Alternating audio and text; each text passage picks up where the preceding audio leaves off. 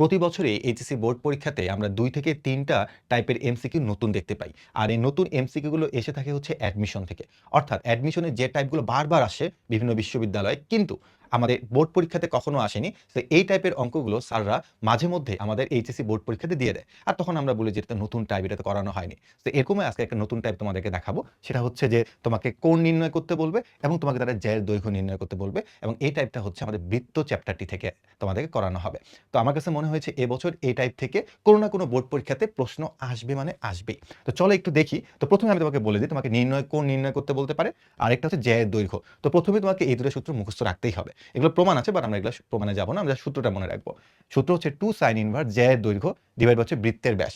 তুমি চাইলে ব্যাসার্ধ থেকে ব্যাস বের করতে পারো। ব্যাসার্ধকে ২ দিয়ে গুণ করলে ব্যাস বের হয়ে যায়। আর আরেকটা হচ্ছে তোমাকে যদি কখনো জ্যায়ের দৈর্ঘ্য নির্ণয় করতে বলে সূত্র হচ্ছে L = 2r sin θ/2। তো এই দুটো সূত্র তোমাকে অ্যাকচুয়ালি মুখস্থ রাখতে হবে। 5 একক দৈর্ঘ্য বিশিষ্ট জ্যা একটা বৃত্তের সমীকরণ দেওয়া আছে। বৃত্তের কেন্দ্রে কত কোণ উৎপন্ন করে? তার মানে অ্যাকচুয়ালি তারা তোমাকে কি বের করতে বলছে? থিটা বের করতে বলছে। থিটা বের করতে বলছে। তো থিটা বের করার সূত্রটা আমরা কি শিখে আসছি বলো তো? যে 2 sin ইনভার্স জ্যা এর দৈর্ঘ্য বাই বৃত্তের ব্যাস। তাহলে আমরা বলবো হচ্ছে যে 2 sin ইনভার্স জ্যা এর দৈর্ঘ্য কত দেওয়া আছে? 5 দেওয়া আছে এবং বৃত্তের ব্যাস লাগবে। দেখো তোমাকে যেখানে একটা সমীকরণ দেওয়া আছে এই সমীকরণে তোমাকে কিন্তু তারা 25 দিয়ে দিছে। তাহলে এই 25 কে তুমি যদি এভাবে লিখো যে 5 স্কয়ার, তাহলে এই 5 টাকে আমরা কি বলতে পারি? বৃত্তের ব্যাসার্ধ। তাহলে আমার আর হচ্ছে 5, তা আমার লাগবে কি? ভাই আমার লাগবে হচ্ছে ব্যাস। তাহলে ব্যাস আমরা কি বলবো বলতো? এই 5 কে আমরা জাস্ট 2 দিয়ে গুণ করে দিব। 2 * 5 মানে কত? 10। আমরা এটা মুখে করতে পারতাম। তাহলে 10। তাহলে অ্যান্সার হচ্ছে কি দেখো 2 sin ইনভার্স হাফ।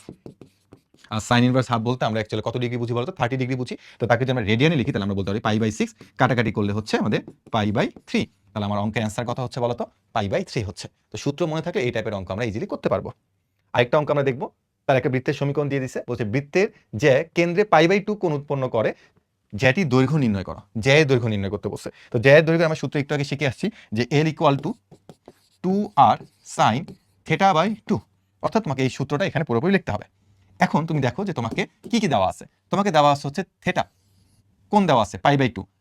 আর তোমাকে দেওয়া আছে কিন্তু 25। তাহলে একে যদি আমরা কখনো 5 স্কয়ার আকারে লিখি তাহলে আর কত বলতো? 5। আবার 25 কেও লিখে দিও না, হ্যাঁ? তাহলে আমরা বলবো হচ্ছে 2 * 5 sin θ/2। দেখো থিটার ভ্যালু হচ্ছে π/2 আর এই 2টা কিন্তু আগে থেকেই আছে।